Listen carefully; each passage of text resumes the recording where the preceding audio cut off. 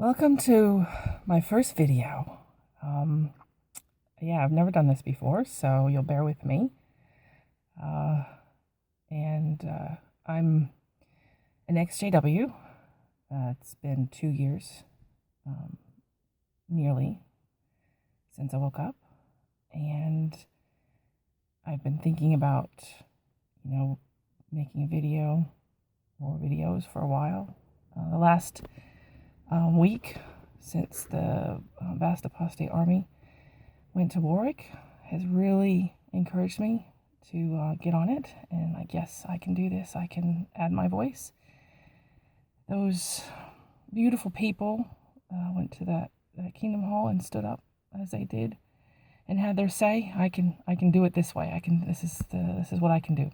So here it goes. I want to first of all dedicate this video and any other videos I do to all the victims of Watchtower, all the pain and suffering and even deaths that have occurred because of this organization.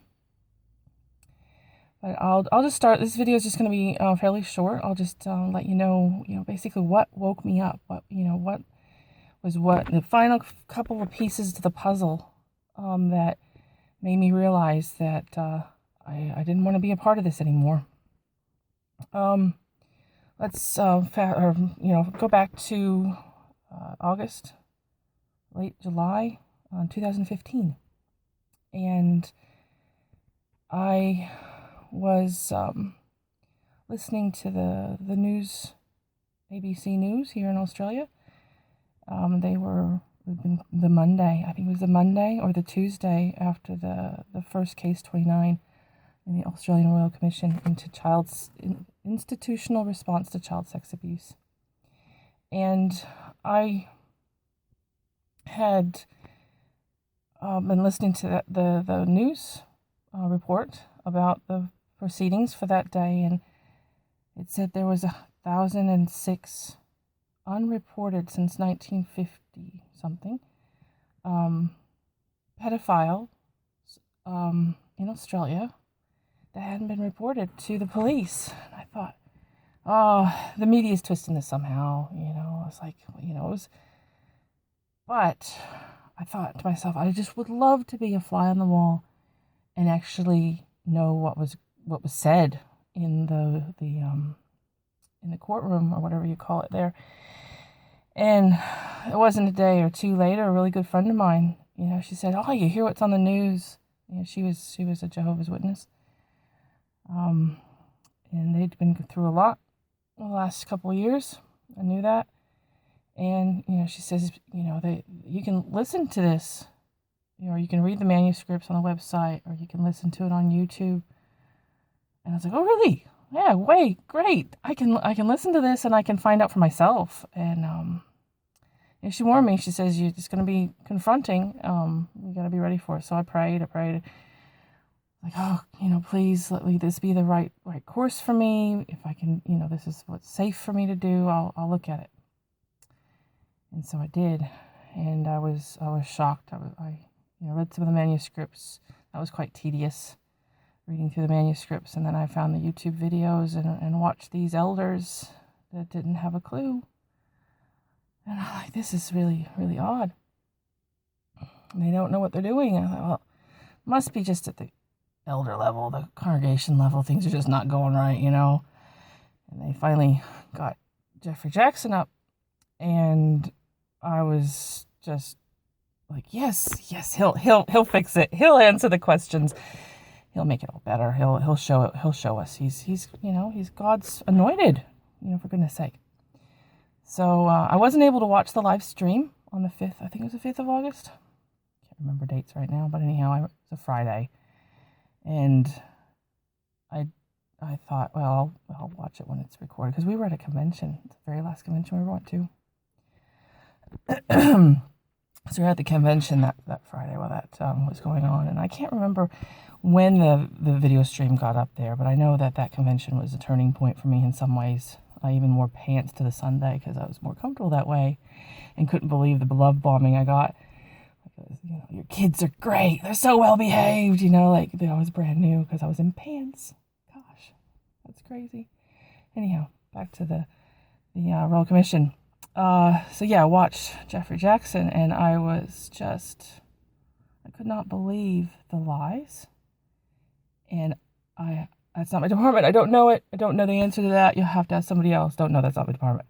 The passing that constantly. I was just, and then the nearly scripted, trying to make his witness to everyone, trying to pull out the Bible. It was sick. Absolutely sickening for me.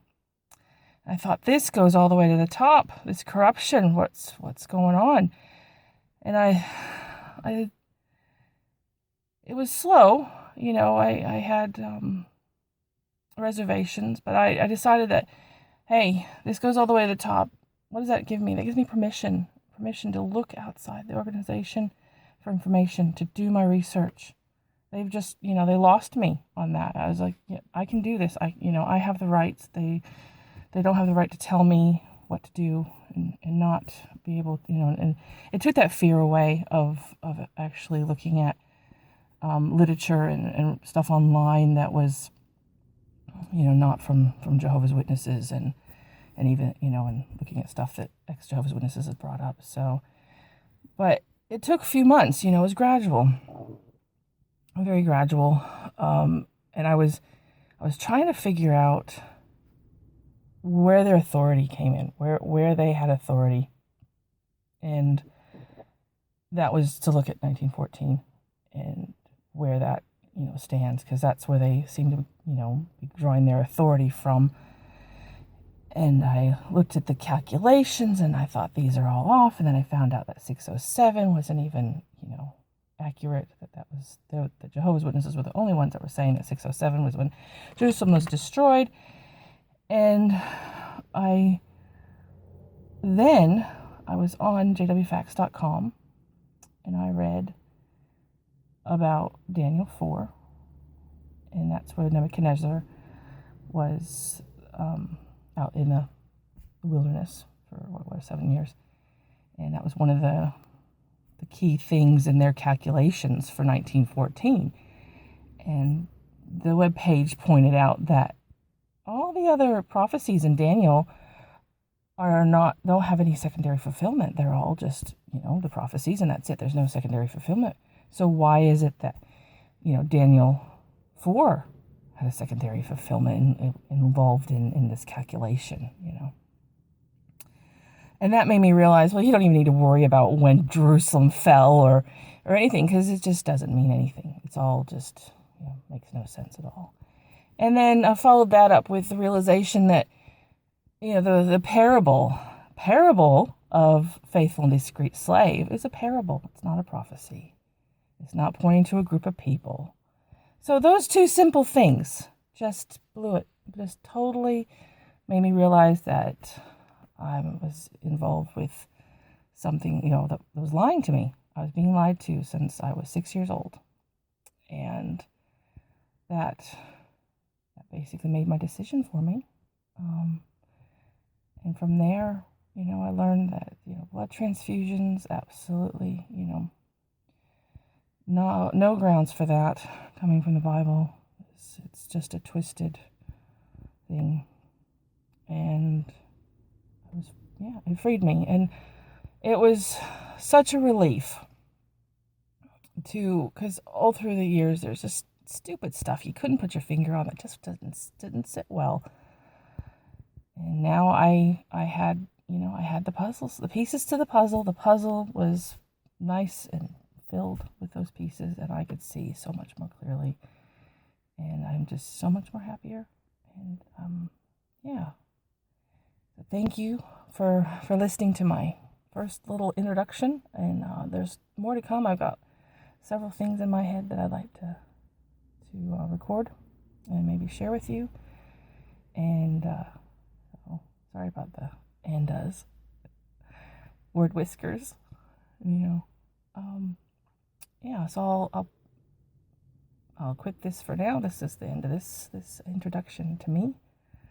And as you watch, I'll reveal a little bit more about my history with the organization and different things. So I hope you enjoyed this, and it's really nice to meet you all. And I'll see you later. Have a great day.